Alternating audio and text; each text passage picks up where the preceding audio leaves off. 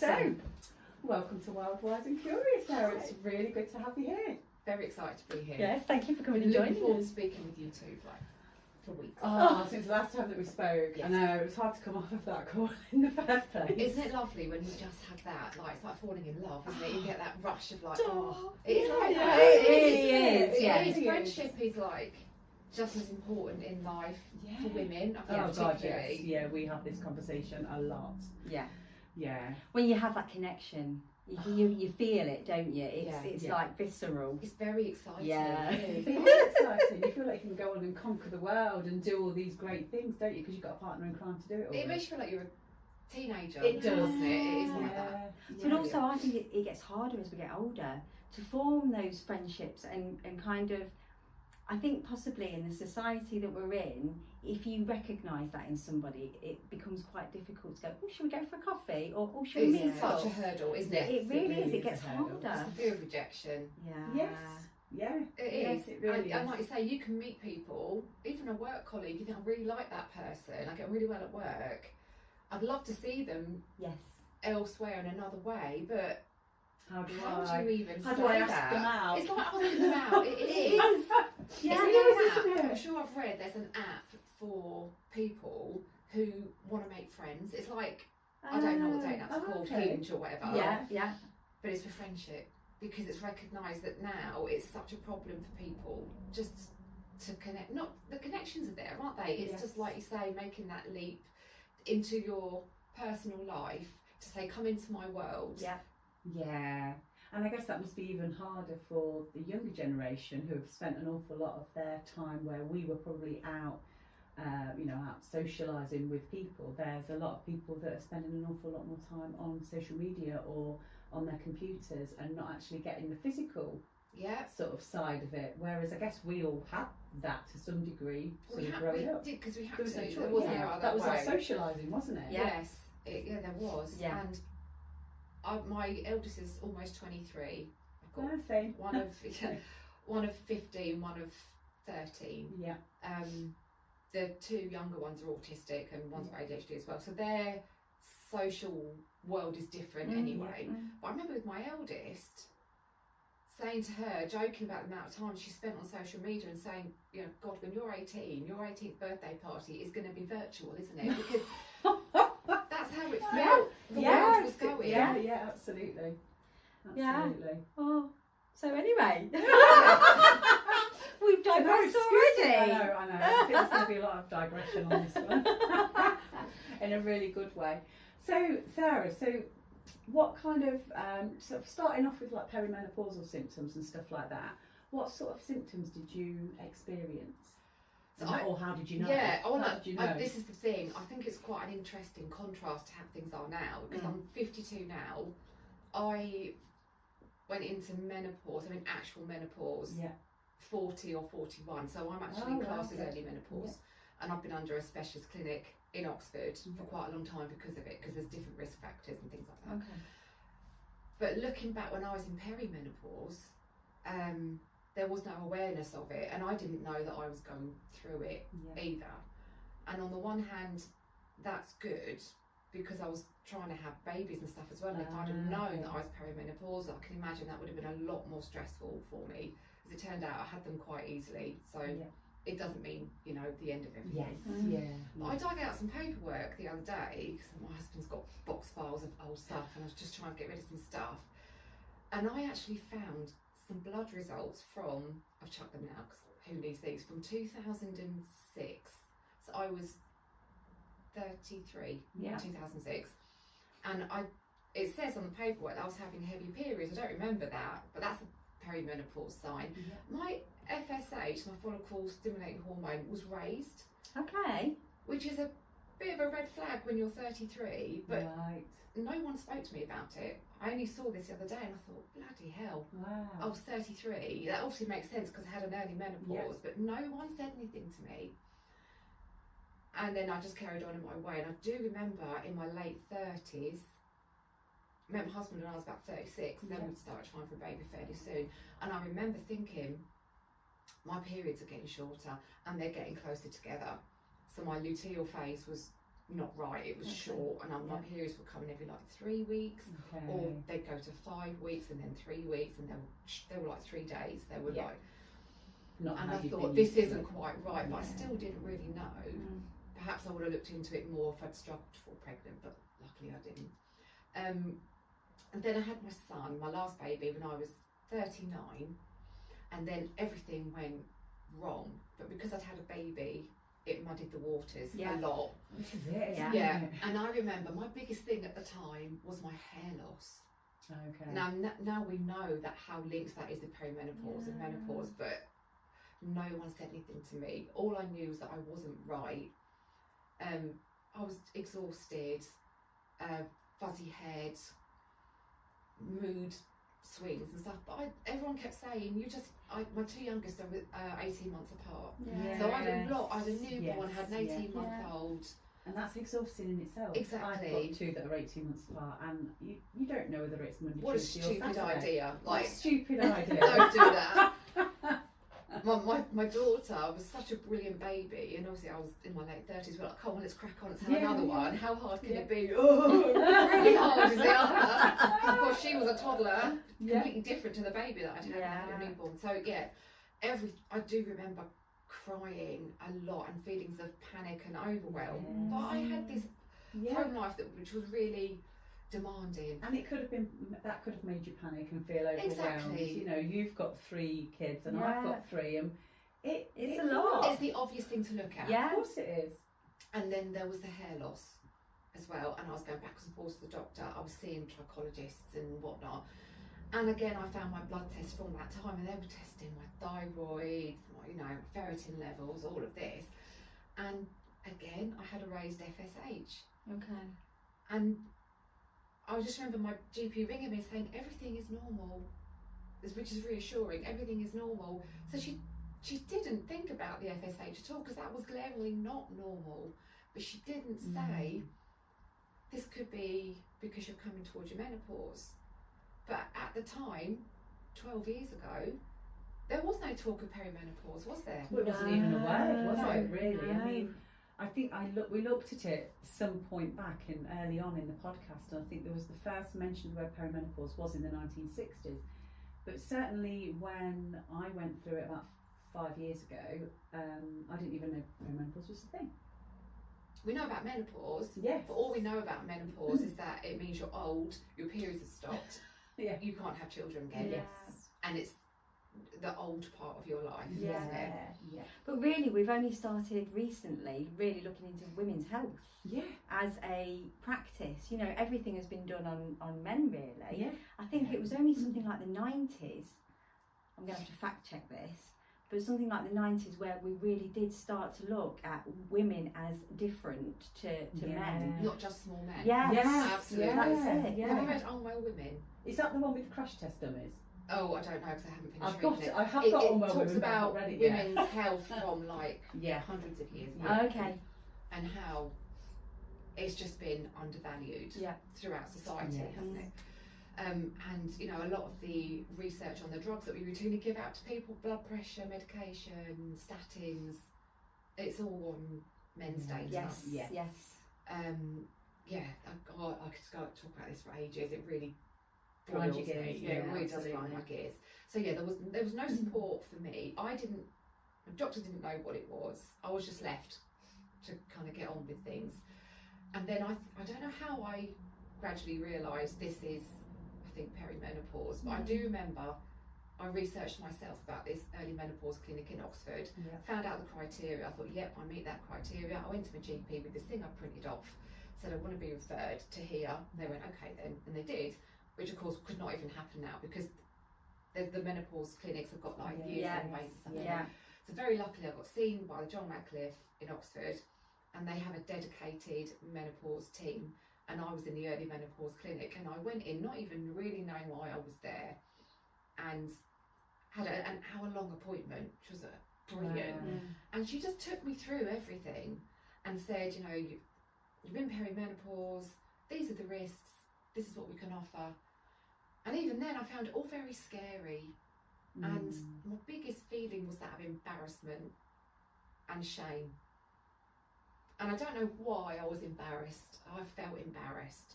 And I wasn't that sort of person. I mean, I went on to train as a midwife. That's how unembarrassed I was. I can say the word vagina till I'm blue in the face. You know, I'll offer to check your cervix for you, whatever. That's none of that is a problem for me. But I felt emotional embarrassment about being menopausal and being early menopause, because it means that your body has failed. It means that you're old. Am I attractive? Am I vital? What's my husband gonna think? He hasn't got this young attractive woman on his arm anymore. He's got a menopausal woman that he's married to. But they're conditions that have been They put are on us from conditions, aren't society. He didn't think that at all. Yeah, of course. Yeah. Absolutely. He's the loveliest man in the world. I felt that he would think that, or that other people would think that of me. I didn't even talk to my friends about it. Okay. Because they probably weren't experiencing it, so They weren't talking to My you about friends were it. still because having they were, babies. Yes, yeah. And I did go and see a homeopath. Yeah. And you into homeopathy? Yeah. So, what's the treatment she put me on? Begins with an S. Don't know. Oh, Don't know it's enough so about obvious. it to be able to She said, help you out with that one. We'll come back to it. Yeah, look it up We'll and come I'll show back to you. it. People would be screaming, going, oh, what it is. What's the S? Anyway, What's the S? she put me on it, and to my delight, I got a period. I was so like, Okay. yeah, but it wasn't really that I wanted a period, because who wants periods? They're not that pleasant. I just felt, oh, they're wrong. I am still young. I'm Yes. having a period. Yeah. And then I went on HRT, and I was put on a sequential regime, Okay. and that gives you periods. Mm-hmm. And I was like delighted with that, because then you feel Like you're regular and normal again. Well, like yourself again, Yeah. because that's what you've been used to for however many years. And what so, you're told is normal. Yeah, I think You know? I could put it in the back of my mind, and I was in denial because I'm now having periods again. It was all about, wasn't really about the physical having periods. It was just about staying young And fertile. Is Yes. fertile a thing as well, or? Well, we did want to have more children. Yeah. I think I accepted that I'd run out of time. Yeah. It wasn't so much the loss of my fertility that I was mourning, although it was a sadness. Yeah. It was more, perhaps more interestingly, I wanted to stay young. Yes. Yeah. Why? Why is that? Again, Conditioning. it's a societal thing, isn't it? Yeah. We value those that are young and fertile and attractive beautiful, and vital and all of Yeah. those. and all of anything that. other than that is seen as negative. Has its sell by. It was Yeah. all about the external, Yes, noise. Yeah, absolutely. Absolutely. which really isn't that much like me, I thought, because I am quite like, I'm very much into the science, and I'm very pro HRT, but I'm also quite woo woo on the side. As well. Yeah. And I thought I'd done a lot of work on myself. I know that I'm not this body. I know that, and yet when this big thing happened, I totally became about all that because the conditioning is so strong. It's isn't so it? deep, but it's so deep. I mean, I was talking to you yesterday about the fact that I've put a little bit of pudding on over Christmas, like probably most people have. But the way it makes me feel, I don't feel as confident as I normally do. And yet, literally, it's probably like half a stone or something. And actually, I don't feel any different. My jeans might be a bit tight or something. But actually, that's all conditioning, because actually, if I've got a little bit more weight on me, why does that matter? I'm still the same person thinking the same things. Only the conditioning makes me think, oh, I do need to lose that because that doesn't fit up and I don't look as nice in my clothes. And Whereas, so this conditioning runs deep, even though like we're constantly doing work on ourselves, aren't we? And delving into the deeper sort of stuffs and trying to work things out. And you know, we know that it's not about all of those things, but why do we still why can't we just buy a bigger size of clothes and and just go, oh, you know, well, maybe in the summer when I'm running around like a blue ass fly, mind you, we run around like a blue ass fly all the time, don't we? But why does it matter, you know? And if you think about, we're all going to get old, hopefully, because the alternative It's is not great, right? exactly, and we know in our heads that we're gonna, when we're 80, we're not gonna look like we do now. We know that on like a yeah cognitive level. Yes. Thank you. Yeah. It's the transition that's hard, isn't it? Yeah. It's not the end result, because we know we're all going to end up as old ladies, Exactly. God willing, Yeah. with grey hair and loads of wrinkles and a completely different body. Yes. But it's that process of letting go in those incremental steps. We find those so painful. I think as well though, you know, as we're transit, because we go through lots of transitions, don't we, as we go through life, and they're all quite positive, really. I guess, I mean, the one that I would liken it to the most is puberty. And when you're coming into puberty, you're starting to find yourself, you're starting to, you know, grow as a person and find out who you are and all that kind of stuff. And it's seen as society as, oh, you're coming into your adulthood now, this is a good thing. And then, like, if we have pregnancies, our body's changing and everything, and we've got all that going on, and that again is seen, oh, you're having a baby, oh, that looks so lovely, and everybody's kind of looking after you and really supporting and nourishing you.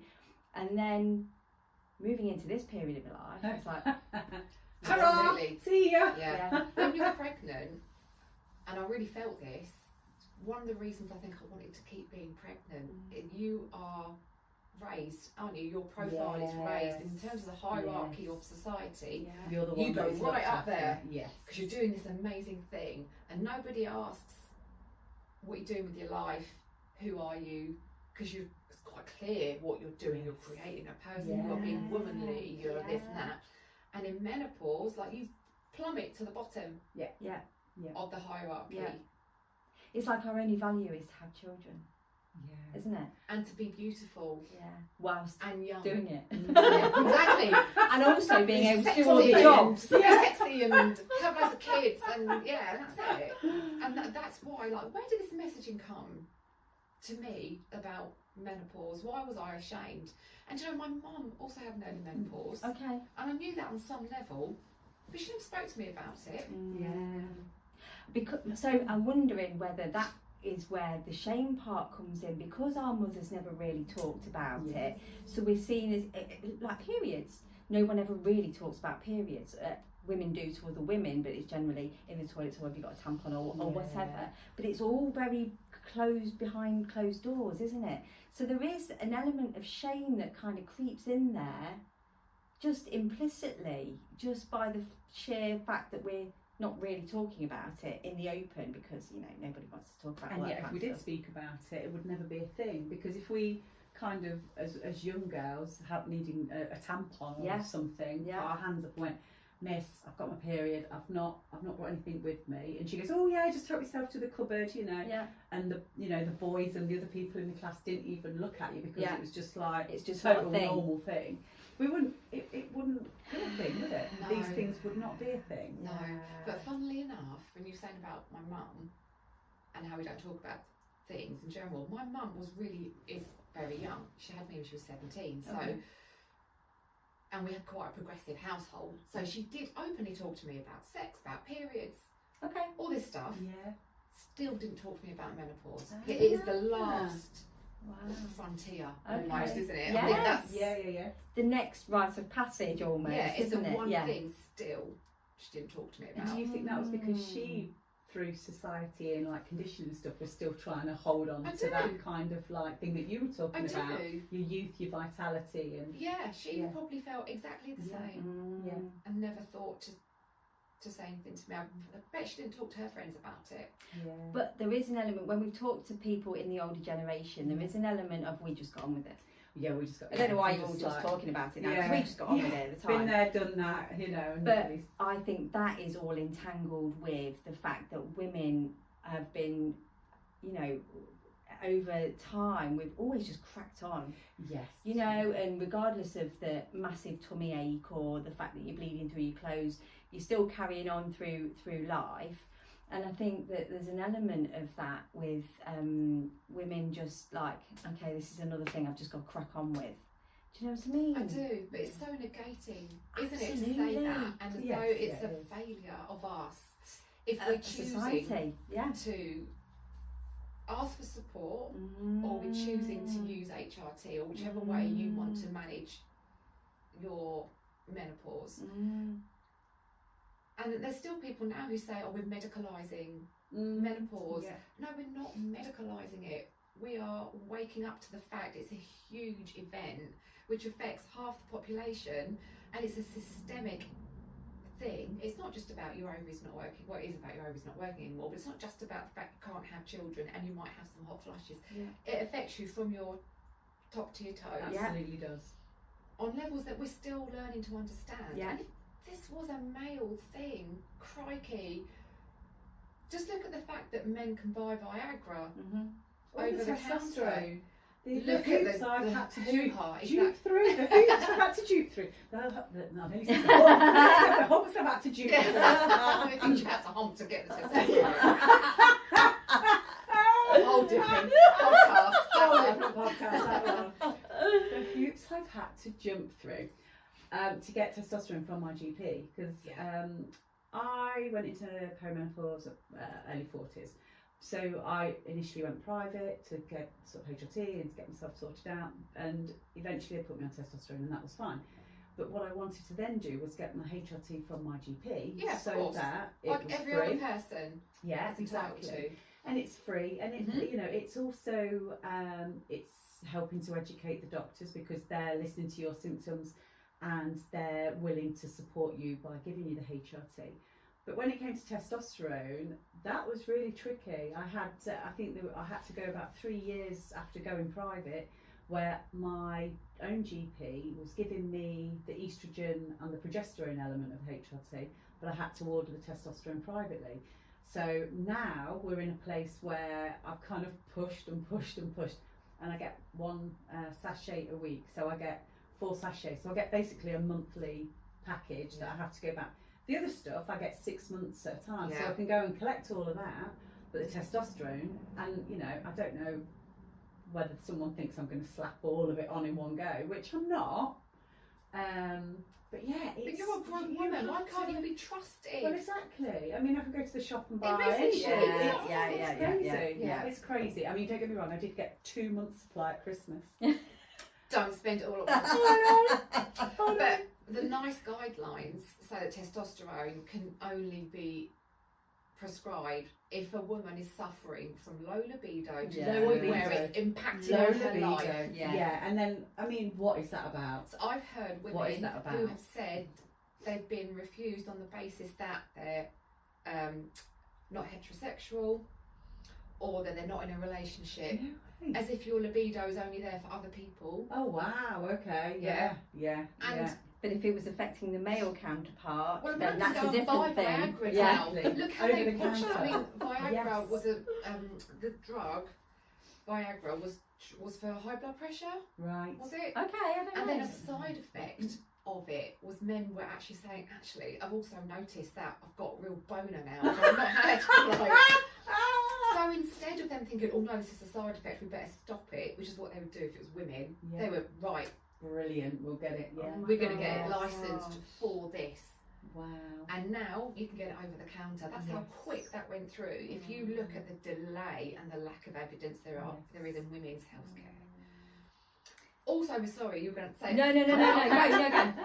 With testosterone, do you follow Kelly Casperson? She's an American urologist, and she's brilliant. Look her up on Instagram. She's banging on about testosterone all the time, because there is a lack of evidence in testosterone use at the doses that women use it. Yeah. Right, but there is lots of evidence, apparently 20 years worth of evidence of, let me get this wording right, trans men using testosterone, because of course that's the process by which they transition. They are given male amounts of testosterone so that their gender aligns with their sex.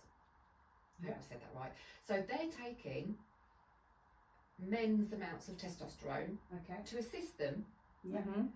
They're not dropping dead of cancer or whatnot, or suffering massive health repercussions from taking these doses of testosterone, which are 10 times the amount that would be prescribed to a menopausal woman. Yes. But yet they claim there is no data to support the use of testosterone in women. I mean, it's crazy, isn't it? It doesn't make sense. No, does it doesn't. So the one sachet which is I think what they recommend. I don't know. 8 days worth or so. Yes. They say. So they say it's 8 days for a woman, but that would be what a man would slap on. Yes. In one so they're day. taking that daily. Yeah, and I make that sachet last 7-8 days. Yeah. So yeah. And they'll go, oh, we've got to monitor your levels. Yes. Yeah, definitely. And yet, I mean, it was what put the lights back on for me. It's what made me feel like, oh, okay, I'm back in the room, got rid of the anxiety and the panic attacks and all of those crazy things. The mental health things were why I went for HRT, because I've always been more natural. I don't even take paracetamols. I avoid anything like that if I can help it. And the testosterone, for me personally, was what brought me back. You've reminded me of a lady I saw in my HRT clinic, and she started off by saying, I mean, bearing in mind she booked in with me, and she started off by saying, I don't know why I'm here, I don't believe in medication, I don't even take paracetamol. And I was thinking, okay, you booked in with me. I was going to do you say, know so what I do? there? Yeah. Sort of thing. And then she just burst into tears. Yeah. She desperately needed help, and I just spent that whole time just asking her questions about, why do you feel like this? What are you worried about? What are your fears? And talking her around all of that. And at the end, she was like, no, I'm going to try it. I'm going to try it. And she was crying again. This work is so important. Oh my God, it's so important. Yeah. But also recognising that you listening to her, often that is what we're missing as women. Somebody that's going to give us some time and energy and actually listen to what we're going through. Yeah. And I mean, fantastic that you're able to offer a solution as well. But like, that's what we're missing, isn't it? And how awful that she felt, like that desperate and that trapped. I also think the messaging around HRT has become quite strident as well, hasn't it? And polarising, and there's a lot of shouty messaging. Yeah. And if you're someone who's nuanced or is a mixture of the two, you know, likes all approaches, I think that's what I try and do. That's really what I try and do. Is I am pro HRT. Yeah. I can talk to you about why I am and the science behind it and stuff, but I really want to hear what's important to you. Yeah. Because we're also very different. And even things that we might not be aware of will impact on, for example, our ethnicity affects our menopause, our culture. Even within, say, Caucasian ethnicity, there's lots of different cultures, like Irish Catholicism. My friend's an Irish Catholic, brought up like that. They don't talk about these things. So therefore, the messaging she had about HRT was, we don't do that. So, and you need to be cognizant of that when you're talking to a woman. She comes to you with everything, doesn't she? All of herself. Yes. And I don't think there's anything as strong as our culture, our family culture. We don't even realise that, but like when I was a midwife, I might talk to women about breastfeeding or putting babies to sleep on their backs, because public health messaging is like really important. But I know when I'm gone, if auntie comes over or their nan comes over and says, oh, what you do is this, put them to sleep on their front, that's way more powerful than what I'm going to say. And it's the same with all elements of healthcare, isn't it? But to disregard that is doing women a disservice, isn't it? And you're going to waste your messaging. But also in the like, even with food and nutrition, you know, that still has a massive impact, but that's culturally as well, you know, and all of these things we have to take into account. And because our hormones are so up and down, and everything that we bring as a woman is so individual and so unique, it's really difficult to be able to offer a cure-all for everything. So we do need to be like, I tried HRT, I came off HRT, so it was just, I think it's being really mindful of how you're feeling and how your body's reacting and what you're doing with yourself, you know, and being your own advocate as well is really important. There's so much information out there which can be really overwhelming. Oh, sorry, Michelle, I was just, while you were talking, I was sitting, I wish I'd have had you as my midwife. But I think the things that I wanted to be a midwife for are the same things that have taken me into menopause care. Yes, yeah. And I wasn't even a midwife for very long, because Okay. I went into it really late. Yeah. It's going back to like my personal story now, but I think menopause played a huge part in why I'm not a midwife anymore, because I had like a mental health like crash, which I didn't start training to be a midwife until I was in my 40s. So bearing in mind I was in menopause at that point, probably full menopause, probably sort of 41, 42. What were you doing prior to that, Sarah? So, well, I spent 18 years working for the railway. Okay. Funnily enough, completely unrelated. Yeah. Absolutely brilliant time. Absolutely fantastic time. It's a lot of fun working on the railway. And I met so many different people.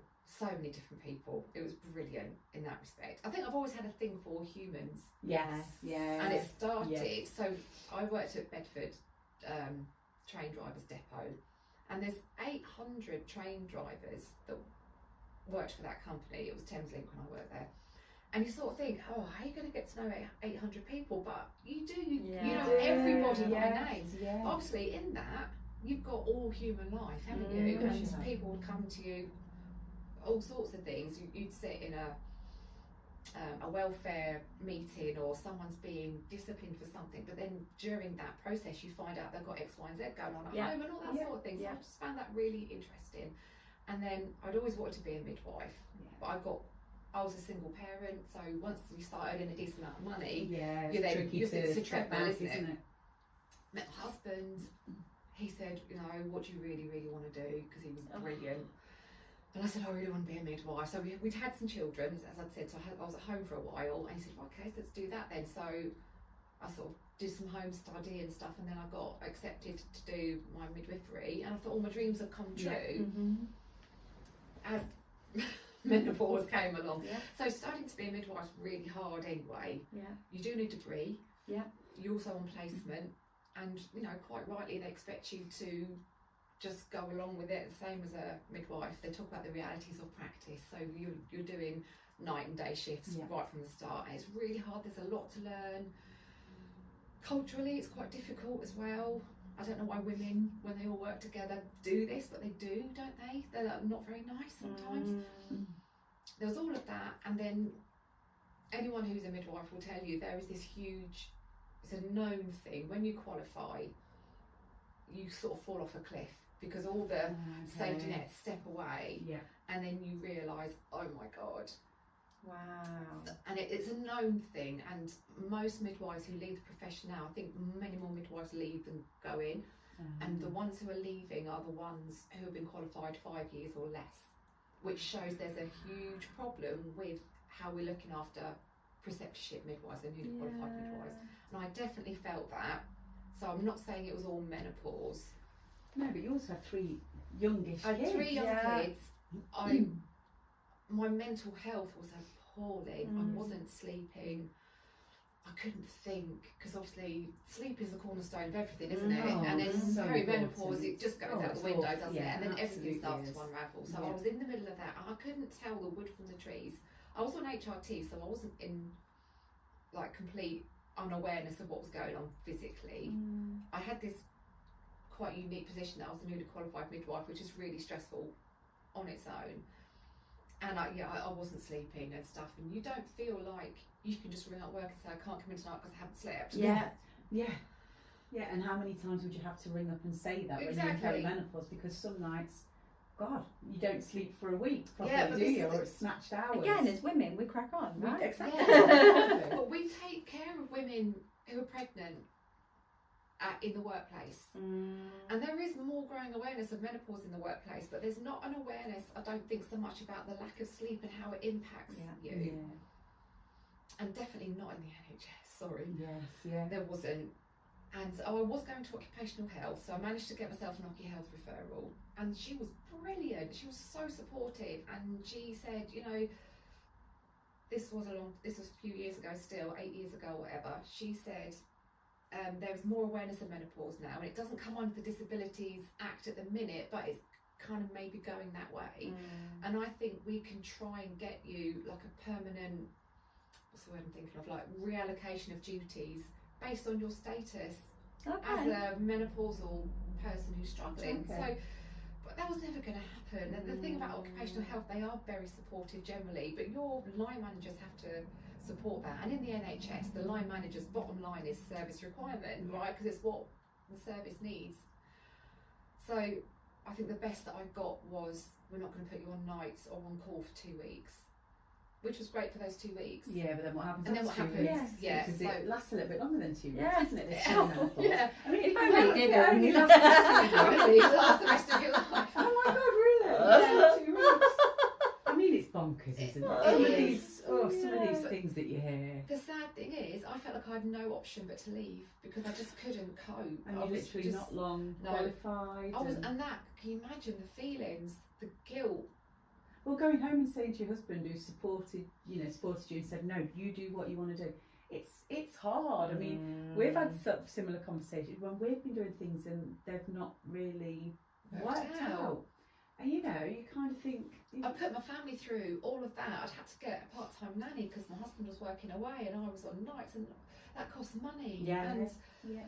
even being a not trainee midwife, a student midwife costs money. You pay for your parking, you pay for, Of course, you don't get money. You don't get it for free. No. You still have to pay.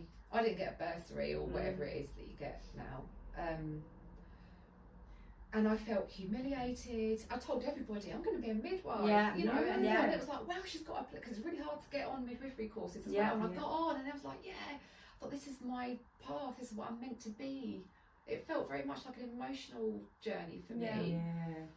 And it failed. I failed it, it had failed me, I don't know what. I felt like a huge disaster. I felt like, really humiliated by the whole thing. And this thing that you'd always wanted to be, and you got it, you were holding it there, and it was... And then I threw it away. And then, well, you didn't I throw felt it like I away. had It wasn't what you had expected. Yeah.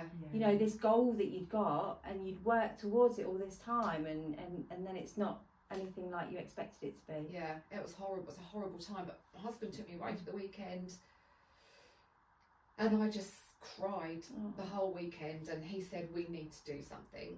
And during that weekend, we decided I was going to leave, and that was massive. Yeah. But then I remember the journey home on the train. He had to get off halfway because he had something to do for work or whatever. And I literally panicked when he got off the train. That's how bad a space I was in. I was almost having, I'm a grown woman who suddenly can't cope when her husband isn't by her side, and I left my suitcase on the train. Okay. But Did you get it back? I did. Was it one of your mates from the old job? No, I rang my husband. I rang my husband and left the suitcase. He said, don't worry, I'll sort it. I met him at work, so I was he going to say, he was a driver. no, he wasn't the driver, but yeah, he does still work in transport, so that's how luckily I got the suitcase back. But I thought, my life is falling apart, I can't even look after my stuff. Yeah, but you feel like that, don't you? You do feel like you can't look after stuff. I mean, I went through a phase where I couldn't even cook the dinner. My head was so scatty, and I just couldn't get things together. Couldn't leave the house. It was just some real.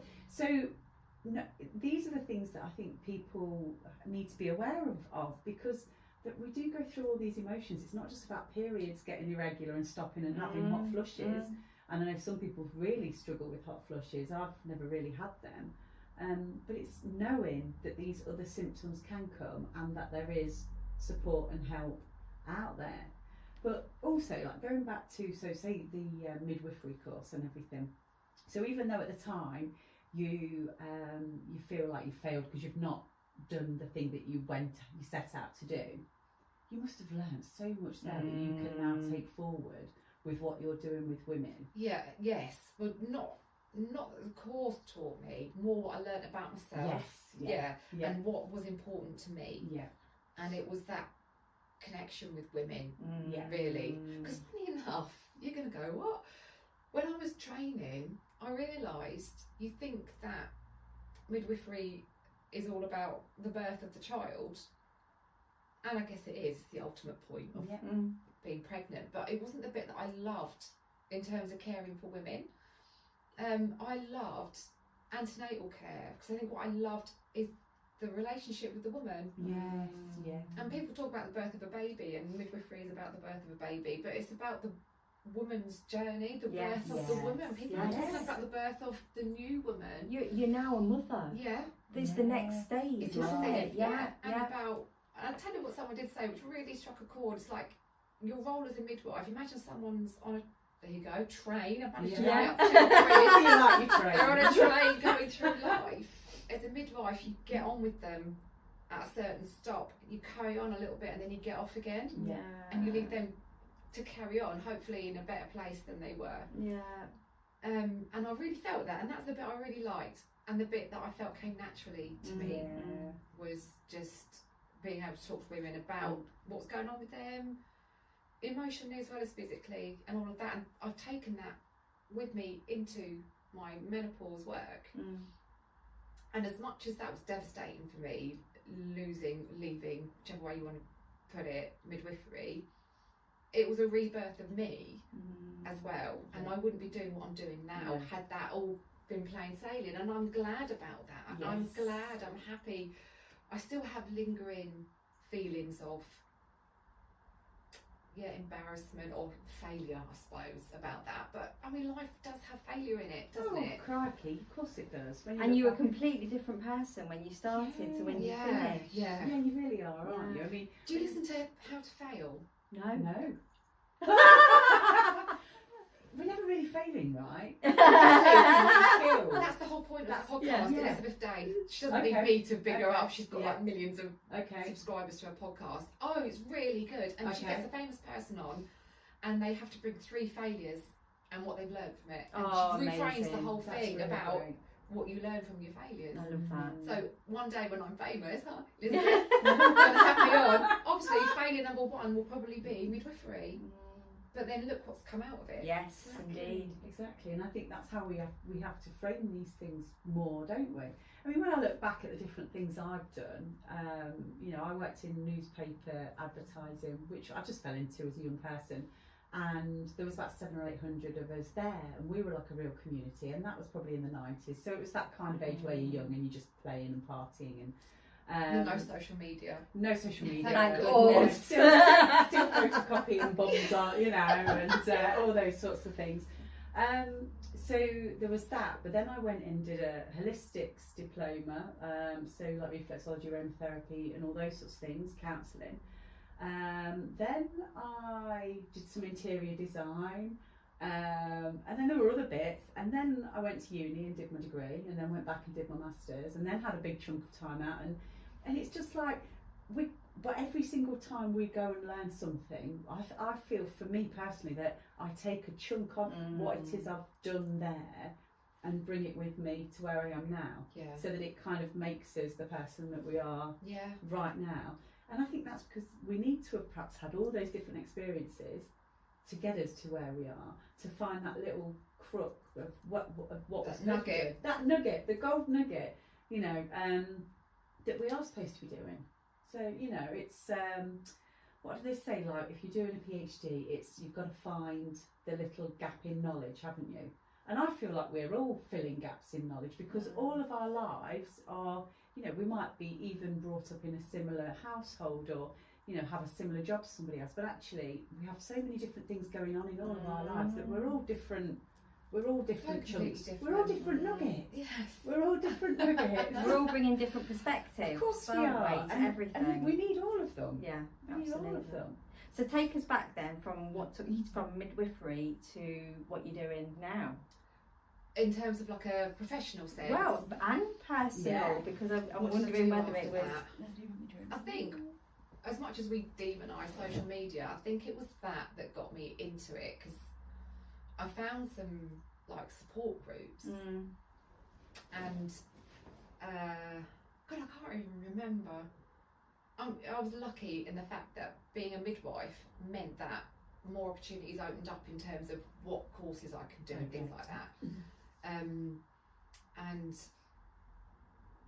think I just picked up information along the way, and I had to start advocating for myself, because I realised that GPs didn't really know very much, and I'm still under this specialist team in Oxford, which was useful and helpful. I think it was the Facebook groups that got me going, and realising that there's so much more individualisation that can happen within HRT, and you'll hear people say things like, oh, it's not for me, it didn't work for me, or I don't like a cookie cutter approach.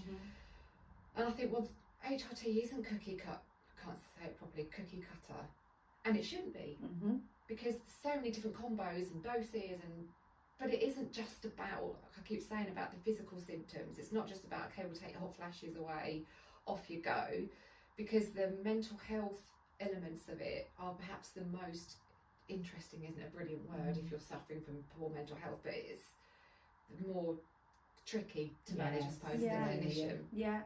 Because there's so many elements to it.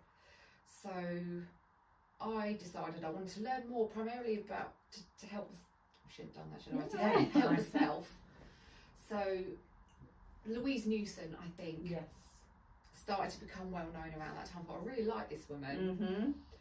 And although she has been absolutely pulled over, that's the slated. Oh, me too.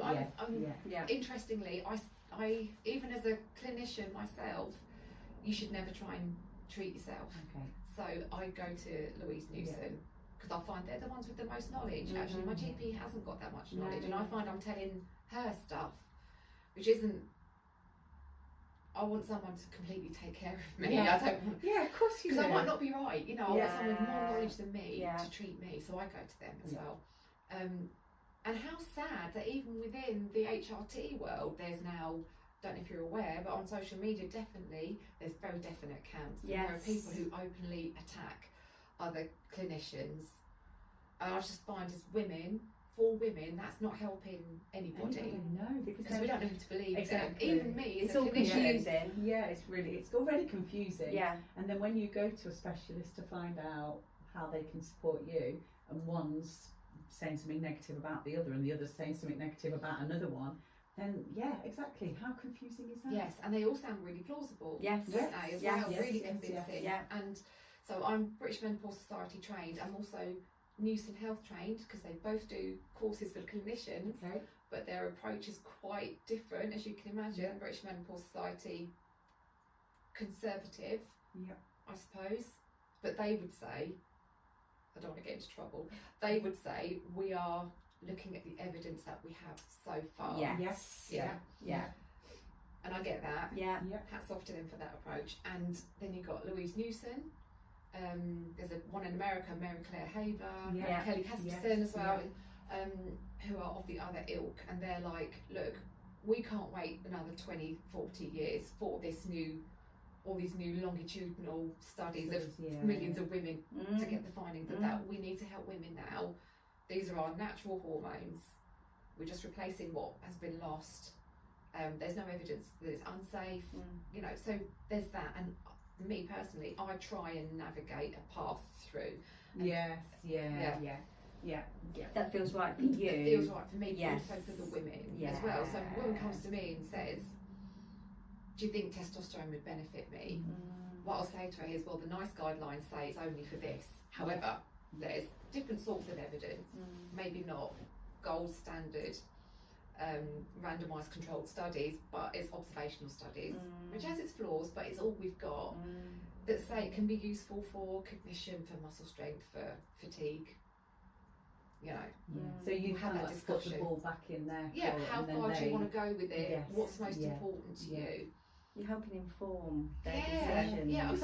It is so tricky. I mean, I know you used that word earlier on, but we use that word so much now because that really is tricky. It is so tricky trying to work out what's right for you, and especially if you're struggling with your mental well-being, because you've not only got to kind of get yourself to a place where you can see past the studies, the early 2000 studies, was it the WH&I?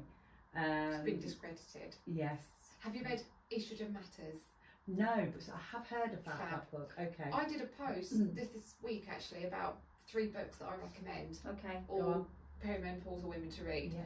Unwell Women, which is the one I mentioned earlier. Eleanor Parsons. Begins with a C. I can get my phone out. Estrogen Matters.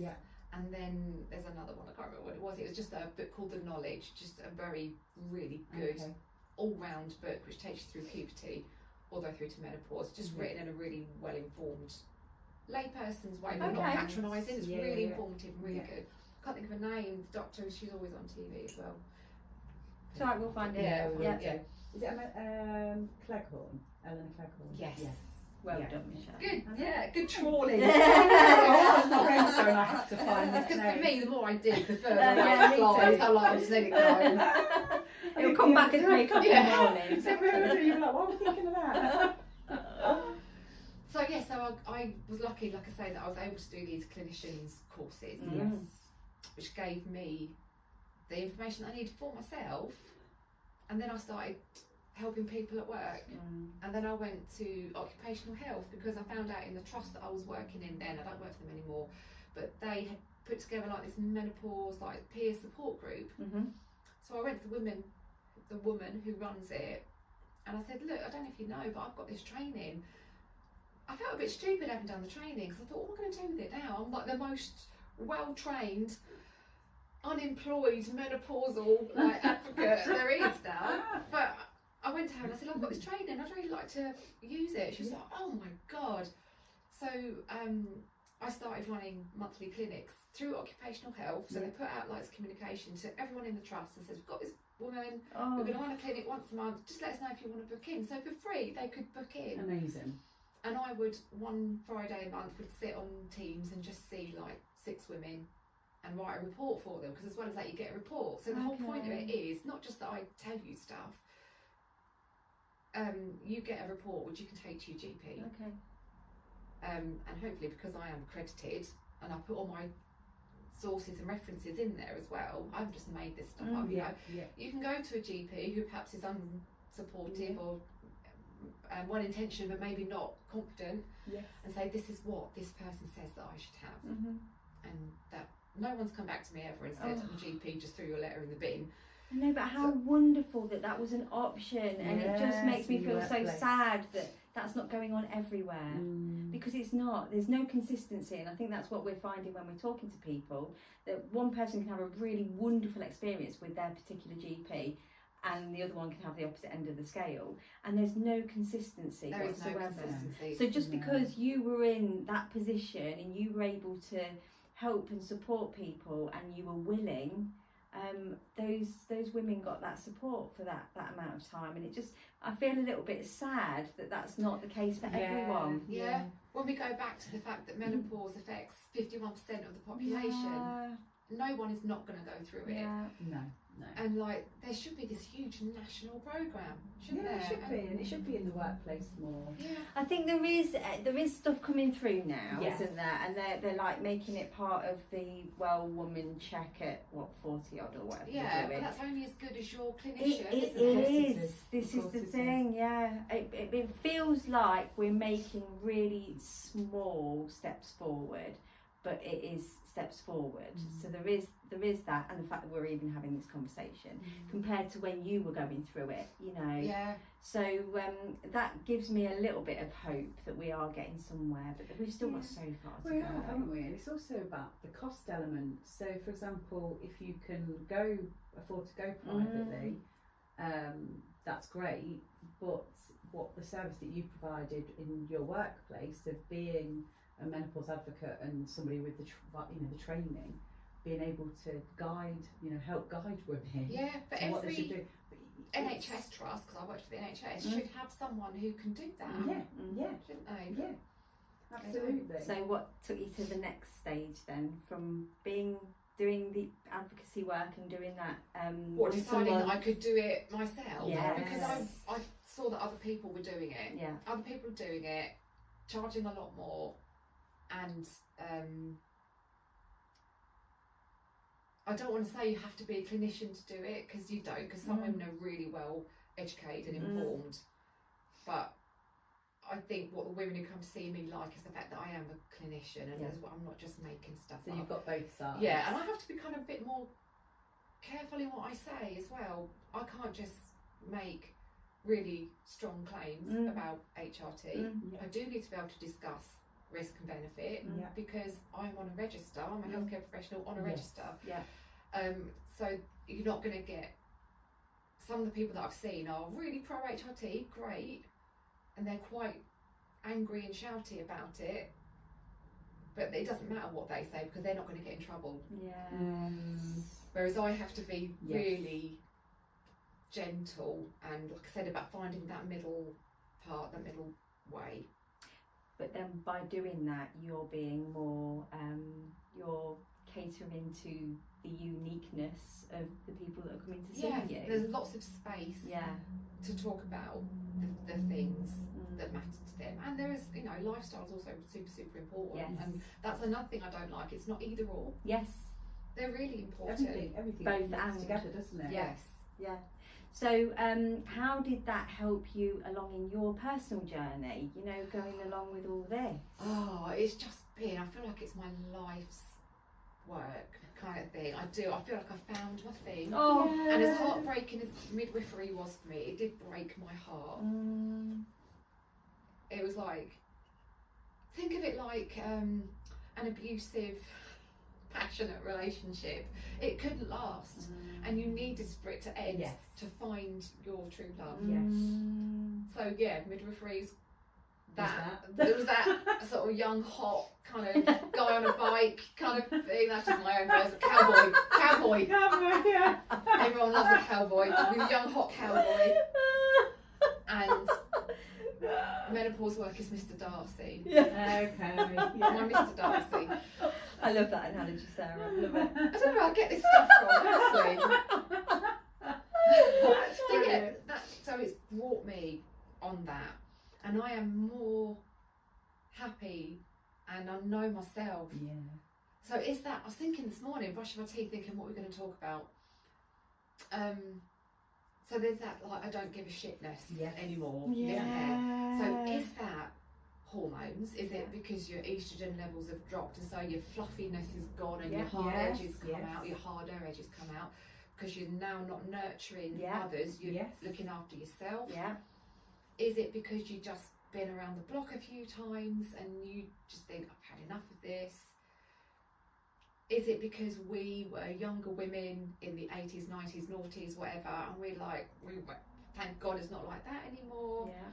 All those things come together, but do you watch Traitors? Yes. Right. Let's talk about Harriet. Okay, yes. I mean...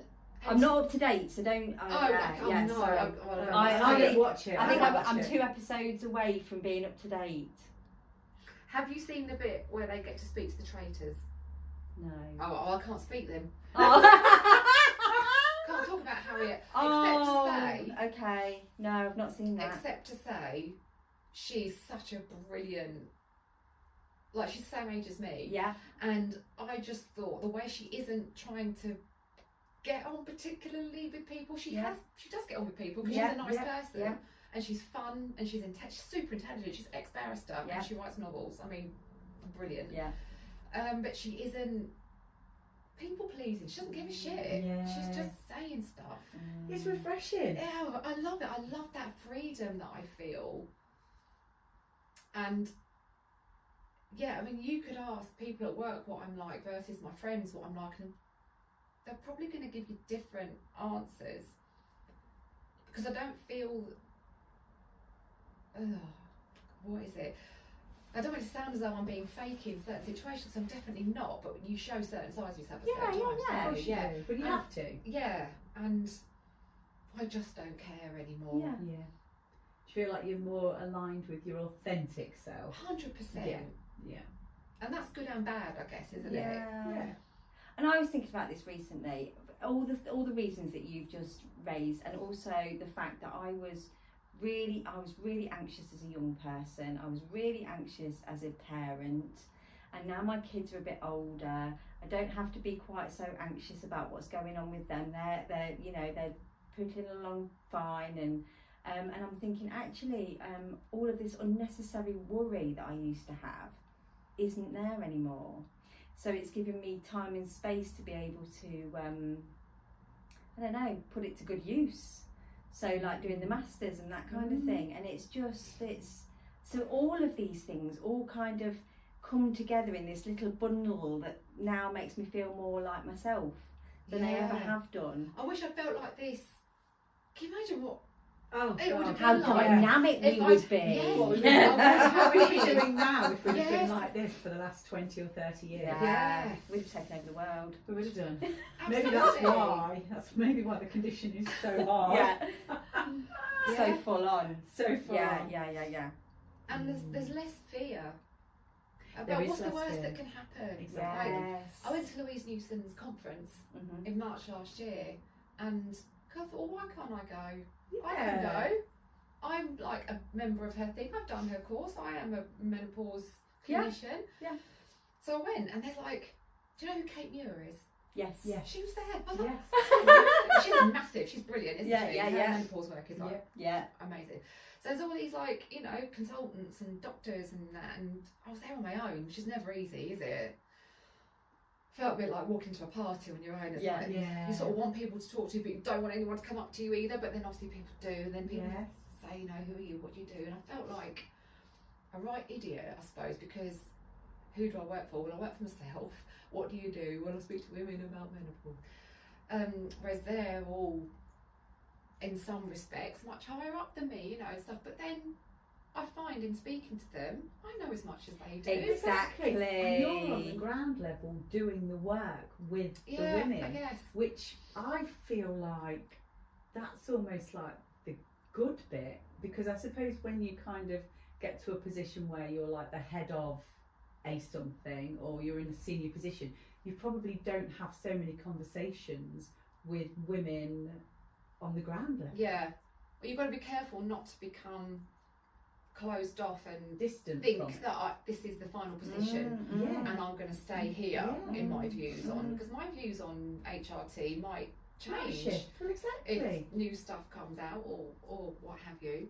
And that was really good. And once I got over my initial, I was like, I was sat next to a GP for most of the day on my table, and I was telling her stuff. And I'm like, yeah, I do know what I'm talking about. Exactly. So once we get over that fear, it was really like empowering and kind of reaffirming for me. I'm in the right space, I'm doing the right work. It's just that imposter syndrome thing. Of course it is. It I think is. that's hard to shimmy I think we all suffer with that, don't we? At some point. Sometimes going to these things on our own is a lot more beneficial than going with someone, because sometimes when you go with someone, you just end up sitting and talking in your safe in your zone, little don't safety you? net. So then you don't kind of branch out and get talking to the GP and realise that actually you really do know your onions, and you know. So I think it's really good to do these things on our own, isn't it? Feel the fear and do it anyway. Yes. Isn't that what Susan Jeffers says?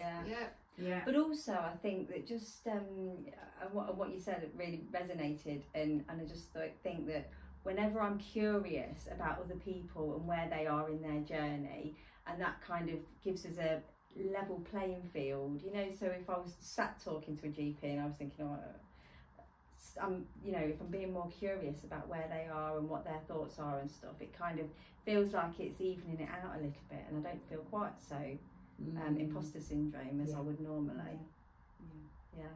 Like approaching it on a human level rather than a professional level. Yeah. Almost like stripping back and just being our most authentic selves without all the titles and you know who we are and what we've done. Well, speaking about human levels, you know, it's very easy to look at social media and think that people are impenetrable. Like Louise Newson, there was an article about her in the Times a few weeks ago, and she spoke for the first time about the fallout of the Panorama documentary and how mentally upsetting like she found that whole thing. Like, she obviously, it looked as though she was just carrying on as normal, but she found it really, really hard, and she's being attacked on a personal level because we're human beings. She's a human being. Wow. I'm thinking we might have to come back and have a part 2 with this one. I really do, because we're going to have to wrap up, and I could honestly keep on going. I think you've still got so many things to tell us. I don't know. I can always. We could come back again. We could revisit in 12 months. And we could talk about all the other stuff that I've been done. going on, because that would be incredible. And also, I've got a new job that starts next month in sexual health. Oh wow! Oh, looking forward to that so much. So much. Oh, incredible! I think you've got to be a certain type of person to love that sort of thing, haven't you? Always wanted to get into sexual health. And then, and going back to midwifery, I couldn't be doing this without This is it. It's all those stepping stones, Yeah. isn't it? They've All got you stepping to the stones. place that you're at now, which Yeah. is incredible. I can't wait. So Yeah. Oh, you can tell us all Tell you about, all about that. that. Yeah, as oh, well. And fantastic. about vaginal health. Oh, I love vagina. Vaginal health. Why isn't every woman at the age of 40 getting a tube of vaginal estrogen from the government? Lots of people know about patches and Yes. gels Yes. and whatnot. Yes. I mean, we don't talk about vaginal estrogen. No, we don't, do we? No. We'll save that for next time. We'll Okay. save the vaginal estrogen cream. Yeah. for next time. The demonstration. Oh no, we're on video now. It'd be okay if it was just audio. They're doing loads of noises. You go, oh. See, I always go too far. I love it. Absolutely love it. I think Oh. on that note, it's Thank been you. so lovely to it speak has to you, been Sarah. such Thank fun. you so Yeah, much it's for been being brilliant. here Thanks with for us. having me. Yeah, on. it's We've great. loved it. Definitely, it's been great. Thank you very much. Here you do it.